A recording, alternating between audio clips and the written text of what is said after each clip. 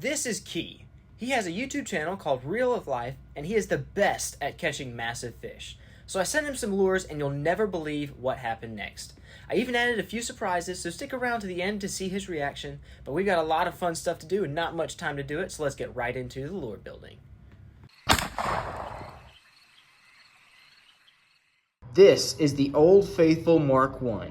This is one of the oldest fishing lure designs that I've ever used and also the most successful. The action this thing has in the water is phenomenal.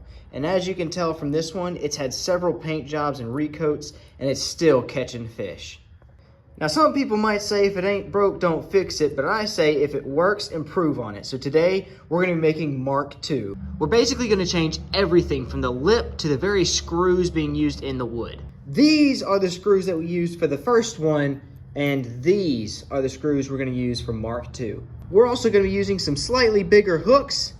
We're also gonna be changing the thickness of the lip to make it a little bit lighter weight, and we're gonna be adding a rattle inside. We got a lot to go through, so we're gonna go ahead and get into it. So this is basically the design. See, that's where our lip's gonna be, that's gonna be our rattle. We're gonna have weights on those triangles, and then those little dots are gonna be where the hooks go in.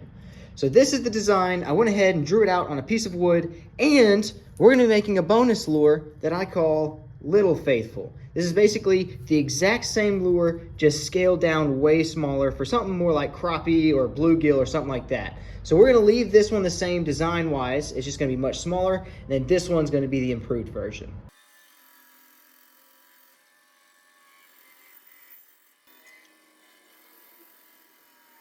Okay, so we got our two basic shapes. Yes, it is very rough. There's lots of points. We're gonna get all of that on the belt sander, but first, we're gonna cut the lip notch. You wanna do this while you still have a flat surface, otherwise it's gonna be uneven. And when we have such a thin lip, there's not much play space. So we're gonna go ahead and cut those lips at the right angle. We'll show you that angle here in a second, and then it'll be ready to go to the belt sander. All right, both of them have their lips fitted in. Now we just gotta go ahead and get them thinned out and shaped up properly.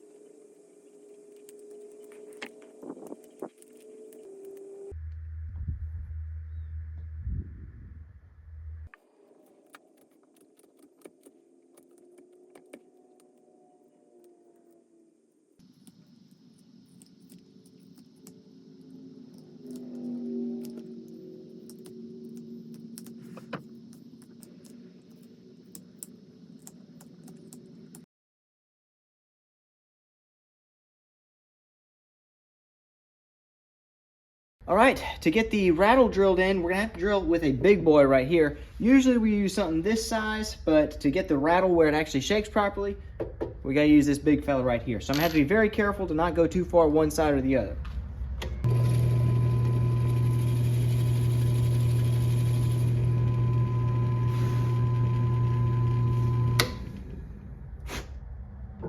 All right, it's a little bit messy here, but if you put a BB in there, makes a little rattle noise. So luckily we're all done with this big boy.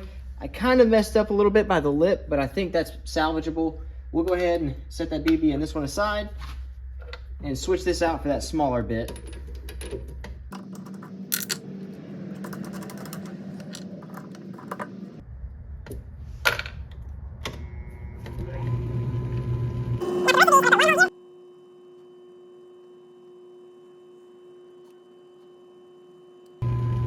And then for this one, again, one here and one in the middle.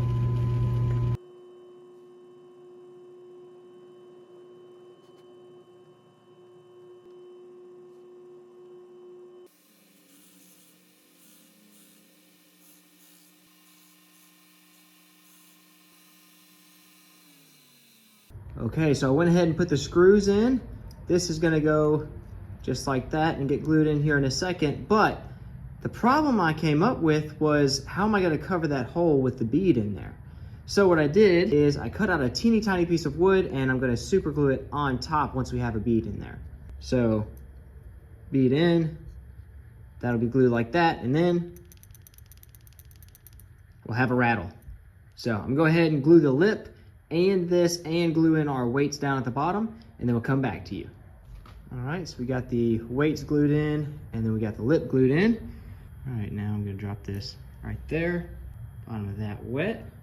All right, now I'm gonna press and hold for a little bit. I realized I completely forgot to video the entire assembly process, but basically I just glued in and screwed these screws in here, all of those pin eye screws, and then I glued in the lips. So now I coated it with a layer of clear coat to seal it, and we're gonna go ahead and paint them. Now my paint station is pretty dirty, but basically we'll be using this to hold the baits, and we're gonna be painting a couple different color schemes. The first one is going to use all of these colors right here. Basically, we're gonna do a bluegill type pattern. Something similar to this, just with a different pattern. Similar color scheme though. It's gonna be light on the bottom, an orange accent, and then some dark accents on the top. And then the second one will be a mix of pearl black and pearl white, something similar to like a shad. And so that's what we'll do with the smaller bait. And then the big Mark II is gonna be the bluegill color. So we're gonna start off with this one. I'm gonna paint it in the same color scheme as the Mark II, but it's more of gonna be my practice one. So if I mess this one up, it's okay, I'm keeping this one.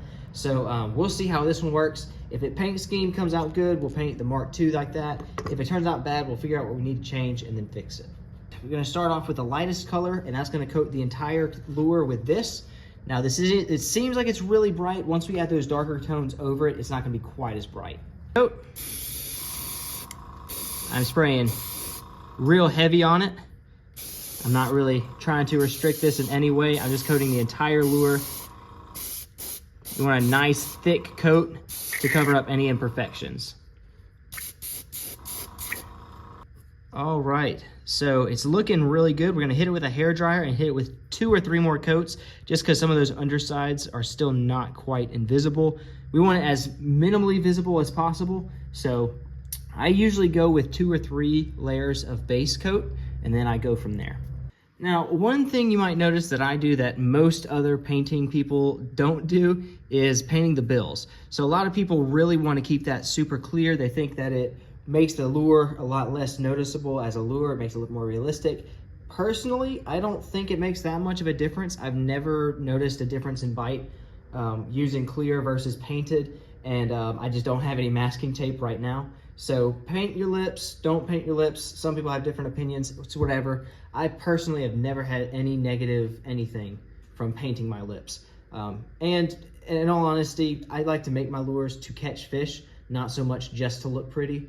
So if it catches a fish, it's great, it's fine. If I'm not making like a show piece, then I'm not worried about covering up that lip. All right, it's looking really pretty now. Let's go ahead and hit it with the dryer again, and I think we're about ready to move up to our next color. All right, we got a more muddy green. It's kind of hard to see in this lighting, but let's go ahead, and what I like to do is I like to hit the spine of it, make sure that the color is exactly what I want, and then I'll start putting my stencils for the side details. All right, moment of truth.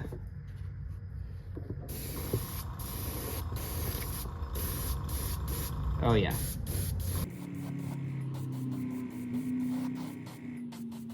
So I do like that color, so I'm gonna go ahead and start extending it down a little bit on the sides. So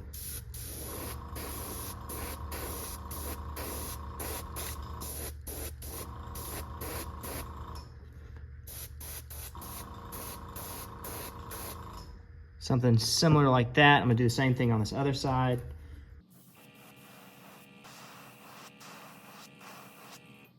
So I like the way that kind of blends down. So like I was saying earlier, even though it was a really bright green, this color has kind of helped to bring that color level down and make it not quite as bright. Now I did get a little splatter there. I'm gonna leave that there for character. So now what I'm gonna do is I'm gonna dry this off and make this just a touch darker and hit just the spine up here and then get a stencil and hit some designs on the sides as well. This is usually seen as like a crawfish paint style, but I think if we do the right colors and put that like that, I think it'll turn out pretty good. If it doesn't, then for the other lure, we'll switch it up to something else.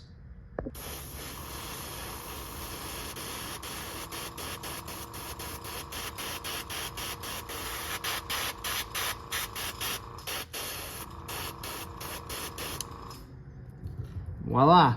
Oh, that looks sweet. I like that. I actually really like that. All right, I'm gonna go ahead and dry that and do the other side.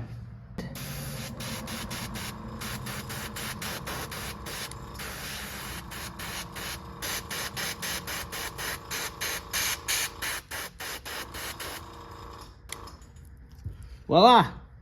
Nice. I like that a lot, actually.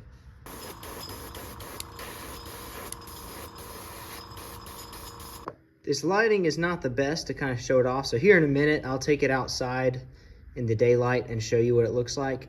But man, it's looking really good. I'm gonna go ahead and add some orange accents on the bottom, and this thing will be ready for some clear coat.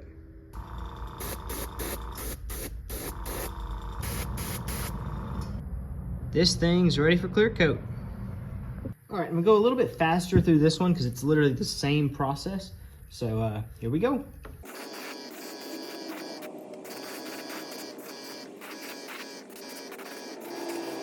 All right, we're gonna go ahead and add that darker accent up top.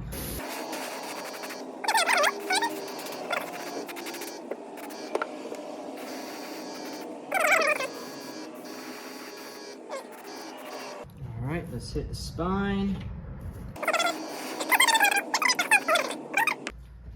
All right, go ahead and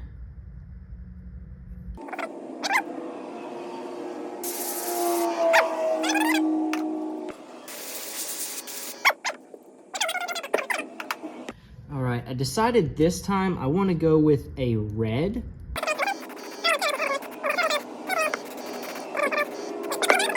This tiny one's going to be super simple. I'm literally just going to hit pearl white on the bottom and black on the top, and that should be it.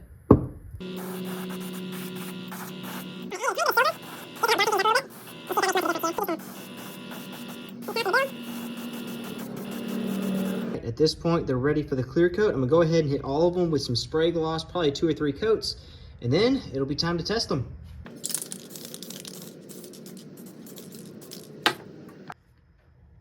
All right, here's the thinner one. We're gonna go ahead and coat it.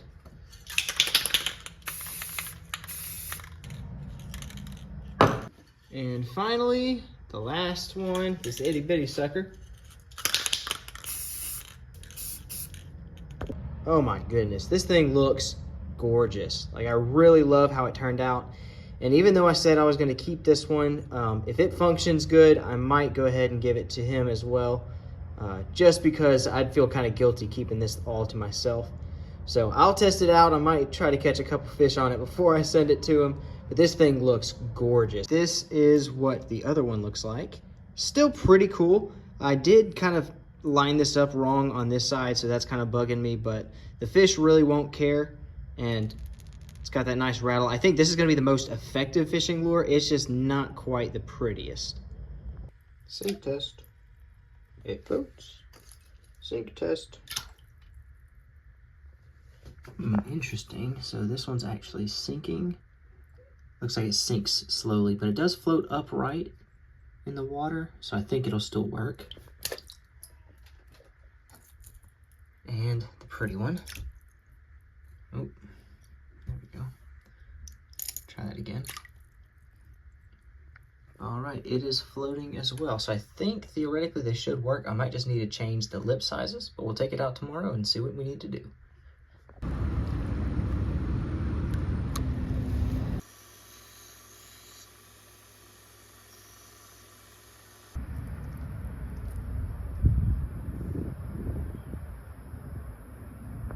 Okay, first up, we've got the black and white little one.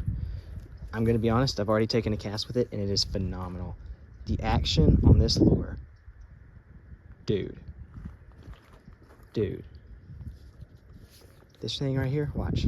First cast, almost guarantee you're gonna catch a fish. Crap.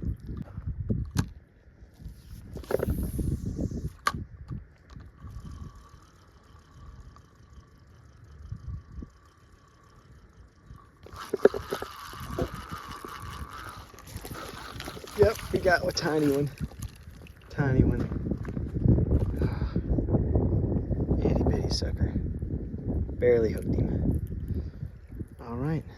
Almost didn't even know that there was a fish on there. You put up so little of a fight, but I mean, it is made for tinier fish. So this one's already been tried and true just in the testing phase. So it's pretty awesome. No way. Look at that. Ooh. Oh, little small bass. All right, let's see how this one looks in the water.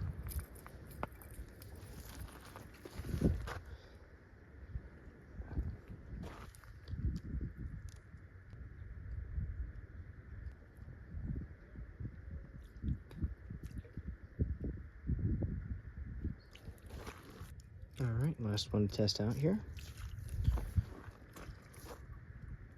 Oh yeah. See if I can slow it down just a little bit. Definitely wants to dive a good bit deeper. But it's got some good action.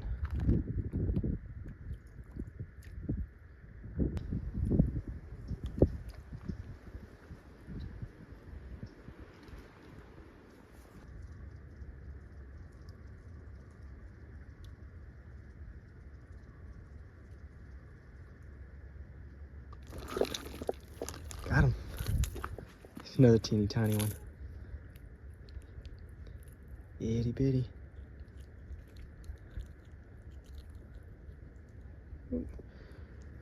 On the little propeller.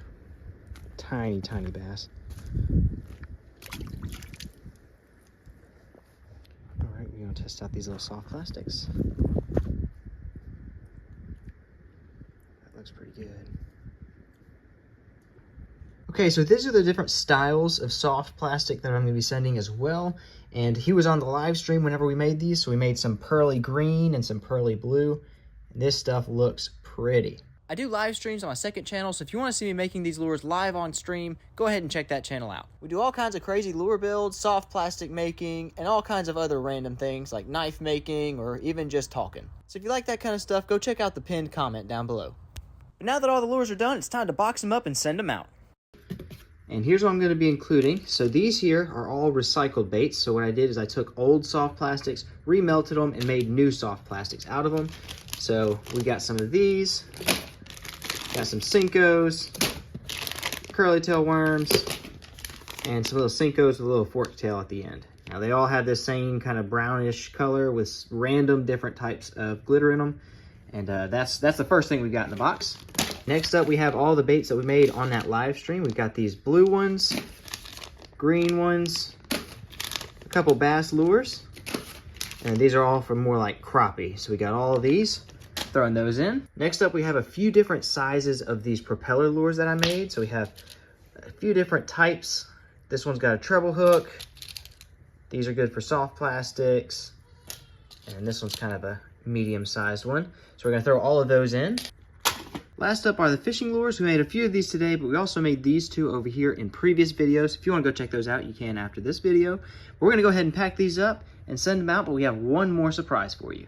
Last thing I'm including is one of my hats with a catch. Whoever catches a fish first with one of these lures gets to have the hat. So I guess you guys are going to have to fight over it and see who can catch a fish first.